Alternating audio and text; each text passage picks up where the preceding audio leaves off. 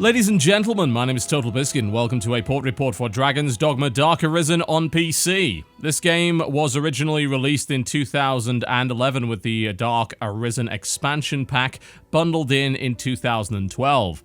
Unsurprisingly, this means that the game is a little bit old, and it certainly looks it. However, there are improvements to be had here on PC. The question is whether or not this PC port from Capcom of a Japanese Western-inspired dark fantasy RPG is actually any good, because I do recall a very specific Japanese Western-inspired dark fantasy RPG by the name of Dark Souls, which didn't exactly deliver on the PC port front, so there's a little bit of a risk involved. So let's look at it. Let's tear it down. You'll notice the stats up at the top of the screen there, and as usual for my port reports, I'm recording in shadow play to ensure minimal performance impact on the game. This will, to some degree, affect visual quality, although perhaps nothing that you will notice. I just want to let you know that. I'll be running this without SLI on, because I've noticed that there is very little difference, if any, between SLI and non-SLI, and I don't actually believe right now that the NVIDIA drivers support SLI for Dark Arisen. They probably don't need it, considering the port itself, but it certainly would be nice to have, and perhaps that will be turning up later. I noticed a small amount of usage on GPU 2 when I was running around, but I didn't notice a frame rate difference. So it does seem to indicate that the card is not being used properly. Okay, so you may have noticed mouse-driven menu. That's always a good start, right? Yeah, that's not too bad. So let's head on over to the options menu and have a look. First things first, controls default to keyboard and mouse. I will talk a little bit about the controls once I get into the game. These keys are rebindable, which is nice, as you can see here. Unfortunately, you cannot use the scroll wheel to move up and down in this menu, which does make this a tad annoying, but never mind.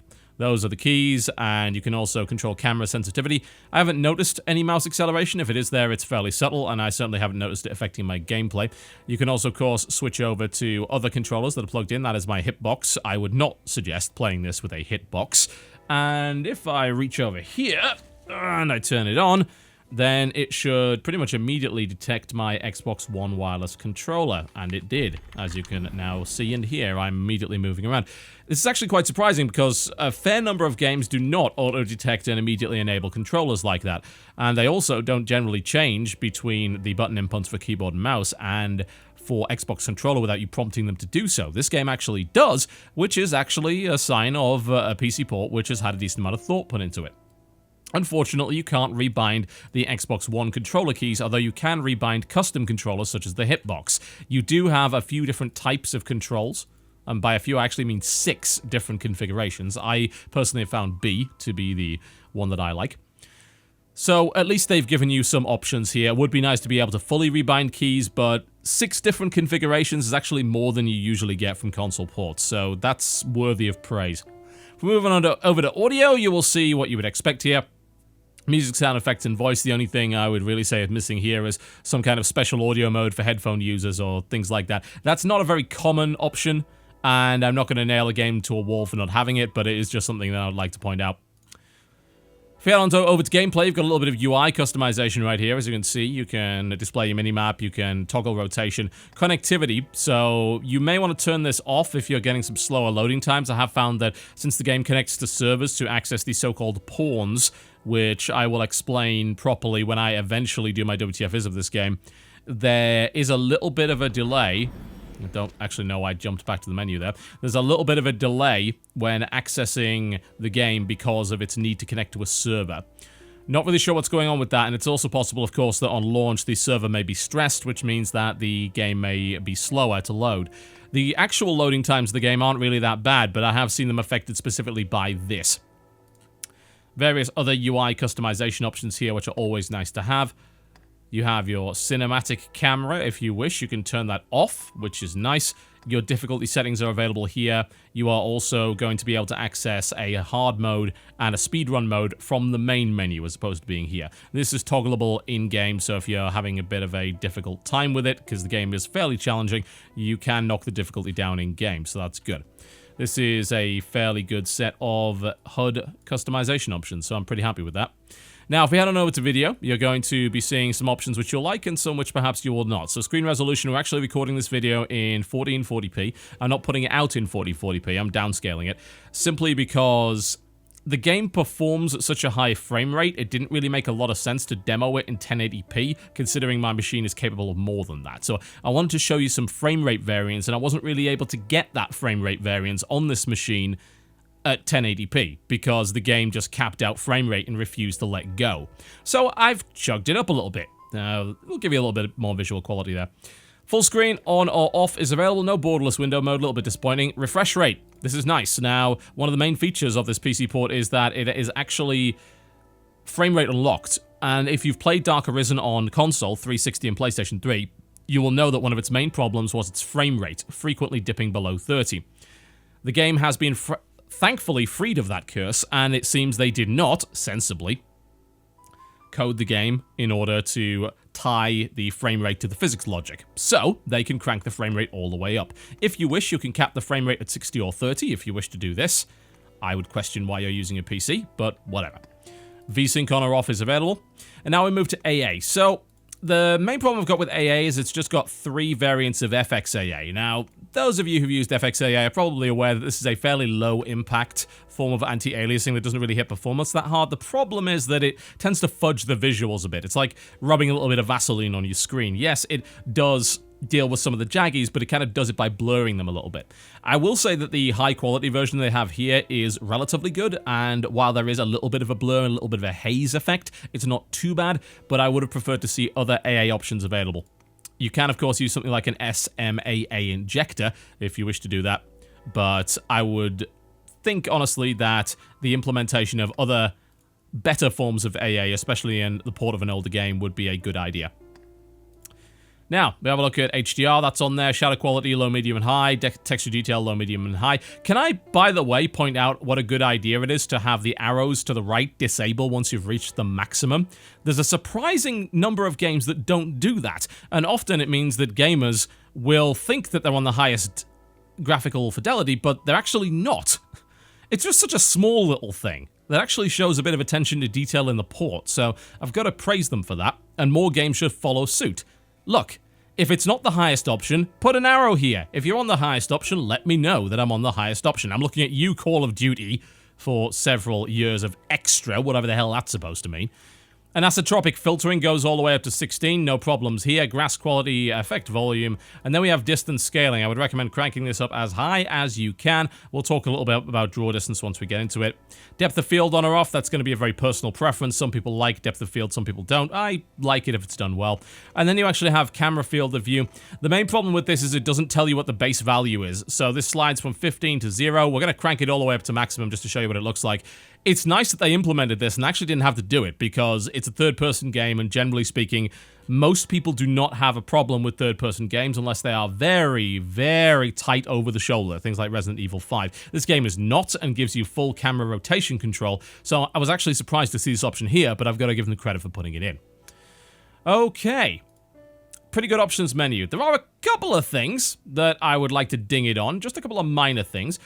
Firstly, why can't I click Save Changes? Secondly, why is backspace the default button for save changes? I can actually tell you why it is, because it seems like someone thought they were being clever by trying to emulate the back button on the Xbox One controller, and the Xbox 360 as well, by saying, hey, backspace is the same as back button, right? I have never come across a menu where backspace is save changes. That's insane. Don't do that. Annoyingly enough, you can't click these options, which is really kind of weird, actually. I just don't know why that is, so you have to hit backspace, but then you can click. It's a weird little bit of inconsistency. There is a little bit of that in some of these options menus. Is it a big problem? Not really. What I do find annoying is that how long it actually takes to save the options. That's a very console-like feature. It's almost like it's saving them to the cloud or something, but I don't think that's the case. I just don't know why it takes 10 seconds to save an options menu. It shouldn't take any seconds to save an options menu. But there you go. Can't even click to go back here. It's escaped. It's just such a weird little omission. Like, it's an oversight. I think they could very easily patch that. Okay, so that's the options menu. Let's look into the game and see exactly what it's going to be like. I'm going to show you keyboard controls as well as the controller controls. That's a really awkward phrase. I should probably come up with something better than that. Loading times, as you can tell, are not very high. And here we are in Gran Soren, which is one of the cities here. And this is my character. who for some reason is not wearing trousers. I don't really know why that is. I equipped iron greaves, and apparently that doesn't include trousers, and I don't have a trousers option, so you're gonna have to forgive me for that. I really don't understand why that is. So, welcome to Dragon's Dogma. Now, you might notice that this game is not exactly the prettiest. It isn't. The most immediate thing to note is the pretty poor texture quality. There's quite a lot of that. See the walls over to the side right here. Fairly low resolution textures. Now, I'm told that these are uncompressed compared to the original, so they do look a bit better, but there are plenty of low quality textures that you will find in this game. Here's the thing. This game is from technically 2011, 2012 if you count the expansion, and it was not marketed as an HD remake or an enhanced edition. There are enhancements here to be found. Indeed, of course, the unlocking of the frame rate is a pretty big deal. But I don't think it's necessarily reasonable to expect things like, they broke my texture box! God damn it. For some reason, that actually tanked the frame rate as well. It's probably because I was very, very close to it. I've actually never seen that happen before. We're going to the tree now because of you. Oh, the tree's actually not that bad, but the walls are a little bit jank. Anyway, the point is that these art assets were created years ago. There's only so much that you can do to, maybe this is a bit cruel, to polish a turd, as it were. Now, there were console quality textures back then on a system that was reaching the end of its lifespan. I do not necessarily blame the game for suffering from those things. Do the textures look better than the console? A bit. There's certainly an improvement, but there are some very, very gnarly textures in this game. I don't think there's any real doubt about that. And you'll see a lot more of that in the open areas. I think the city textures are a little bit better because they're enclosed spaces. The larger open areas have some very poor quality textures on terrain and all sorts of things like that. Now, what you may have noticed, however, is something a little bit more egregious, and that is the pop-in. Now, you noticed in the options menu that I cranked it up to maximum, but we had stuff pop in very, very close there, and if we keep running, you will probably notice some pop in. It is definitely more prevalent. We saw a guard pop in there to the right-hand side. It's definitely more prevalent when dealing with the outdoor areas as opposed to these sort of enclosed city spaces. But the pop-in is actually pretty hideous, I have to admit, even when cranked up to maximum here.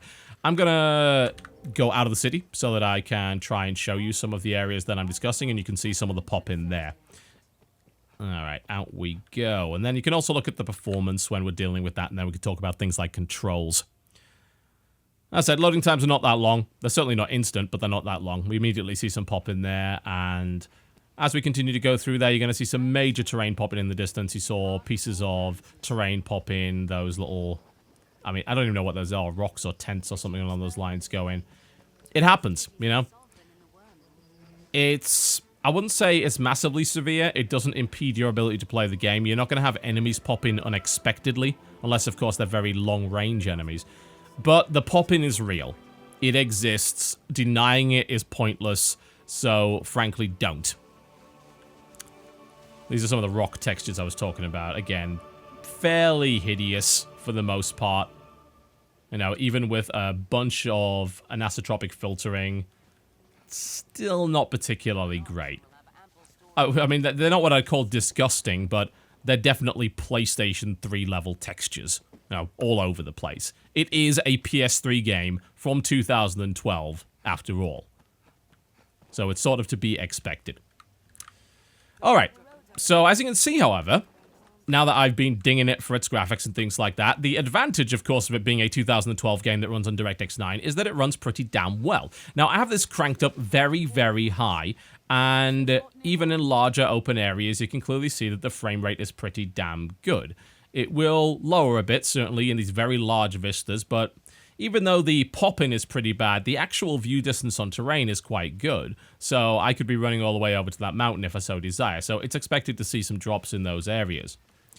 So, otherwise, the performance isn't too bad, and the game is highly scalable, and should run on pretty much anything. The recommended system requirements for this game are very, very low. So, as a result, this is the sort of game that almost anybody's going to be able to play to a reasonable degree, and frankly, the chances are you can get PS3 level performance on a toaster at this point. I mean, there are tablets like the Surface 4 Pro that will outperform a PlayStation 3 at this point. So... you can expect it to hopefully run relatively well on your system. What are you guys doing? What? I don't being reckless. You're the one being reckless. Look at this nonsense. At least they're gathering for me. It's very weird. It's like being followed around by a troupe of fanboys. I don't know what the hell I would do to describe that. All right, we're going to keep dashing. Apparently, they don't want me to get too winded, however. You might notice that there's actual reasonable multi-core support here as well. It's actually distributing the processor load quite well. It's not really taxing the processor too much, but it is using it to a reasonable effect. So I've got to commend them again for that in terms of the PC port. It would be very easy, I think, to not properly multi-thread this game, but it seems like they have. That said, of course, it is worth noting that this game does use the old MT framework engine, and that has had decent multi-threading support in the past. You know, we've seen some pretty good ports from Capcom using that engine, which is a little decrepit these days, but honestly, it's doing the job, and that's totally fine.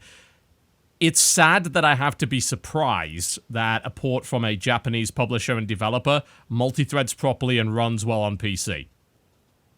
Even when presented with evidence that clearly indicates it should, because we've had far too many that don't. But I can safely say that this game does run well, no doubt about that. It doesn't look pretty, certainly.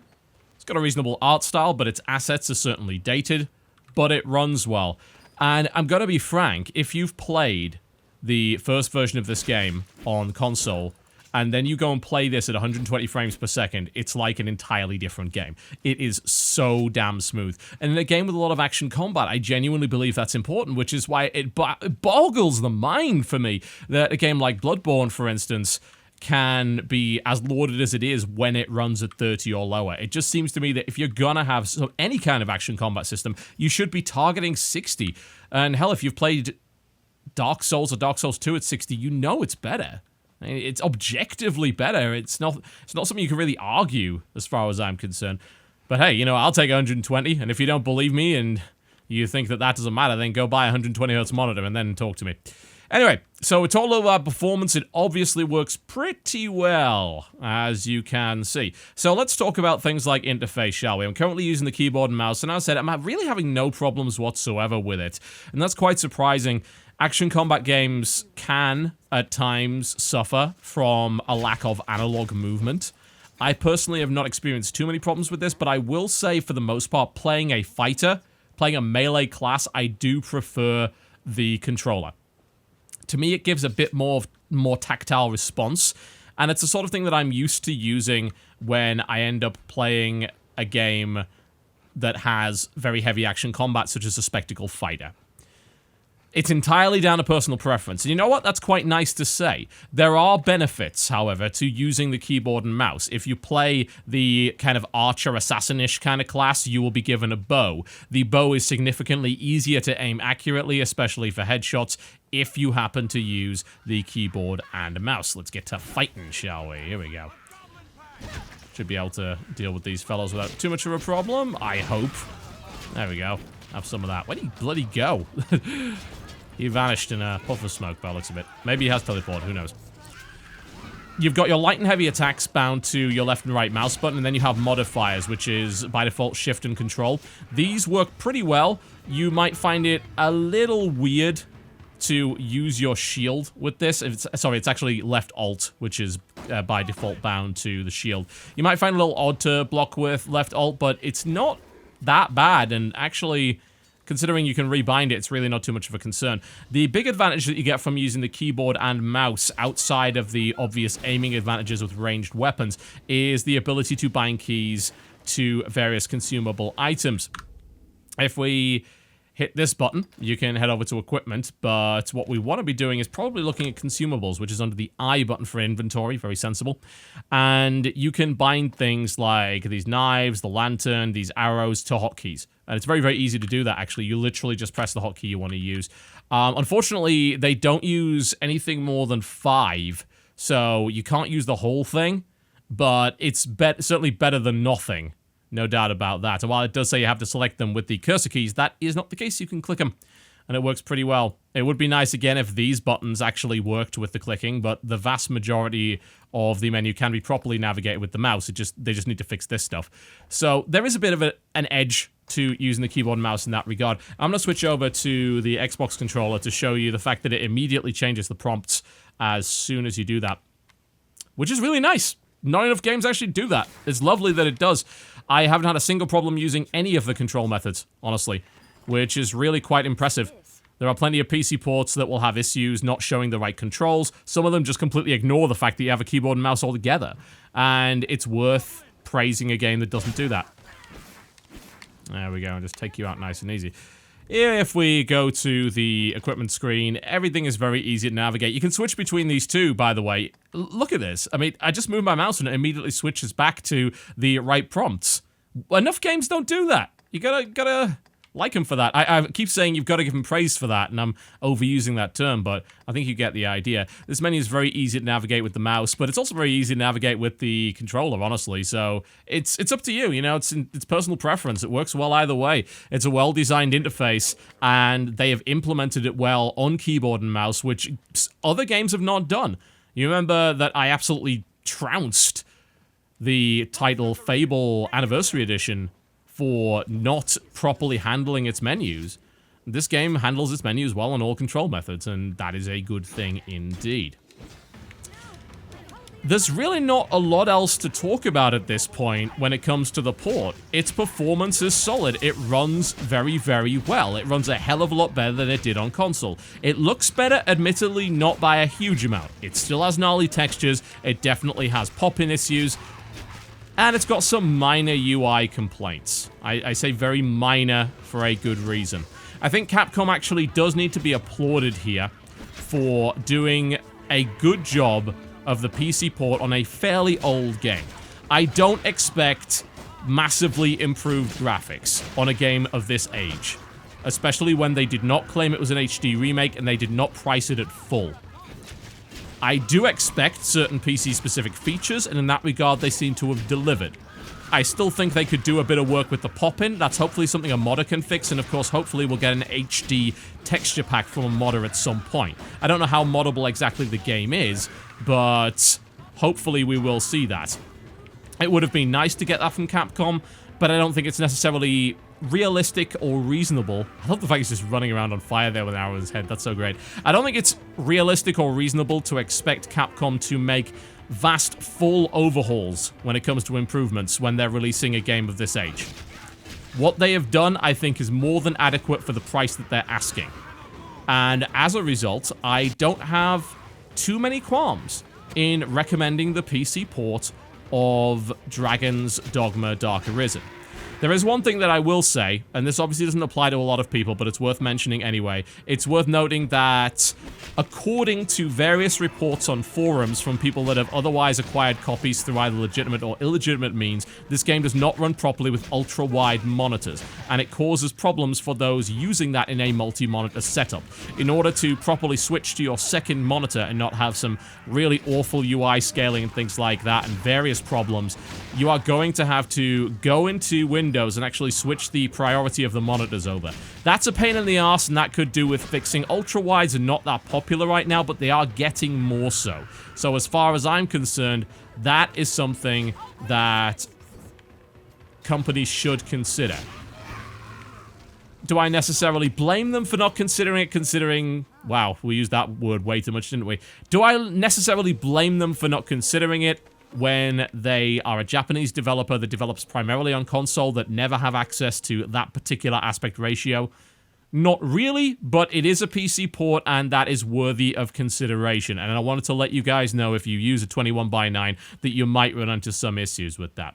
So there you go, that's my conclusion. Not perfect, certainly. Outdated, graphically, yes. Looks better and runs much, much better than the console version, absolutely. That's the most important key point to me. That's what made Dragon's Dogma difficult to play when I bought it on console. Now I get to play this game in an environment that can actually run it properly. It's the same thing that I said about Dark Souls. It's a game that needed to be on PC. It's a game that needed to be released from those shackles. And yes, that port was absolutely awful, but, I mean, if you compare the Dark Souls port in its original form to the Dragon's Dogma port in its original form, there's no comparison. Dragon's Dogma wipes it off the map. You know, it's much, much better. They've obviously put work into this. They obviously care. It shows. It really shows. So, I applaud them for that. Dragon's Dogma Dark Arisen is not perfect. It looks a little dated. That pop-in really sucks. But overall, it is a solid PC port, and I don't have qualms in recommending it for the fairly generous $30 price tag. In terms of the gameplay, I'm not going to talk about that. That is going to be for a future video when I've hopefully played enough of Dragon's Dogma in order to give you that assessment. But as it stands, port-wise, you don't have a great degree to worry about. My name has been TotalBiscuit. Thank you very much for watching. If you happen to enjoy this video, you found it useful, by all means, do feel free to click the like button on the screen. And if you absolutely hate it and perhaps blame me for the pop-in problems, please don't do that. But you can click the dislike button if you want. You have that choice. I won't hold it against you. Not too much. I'll see you next time.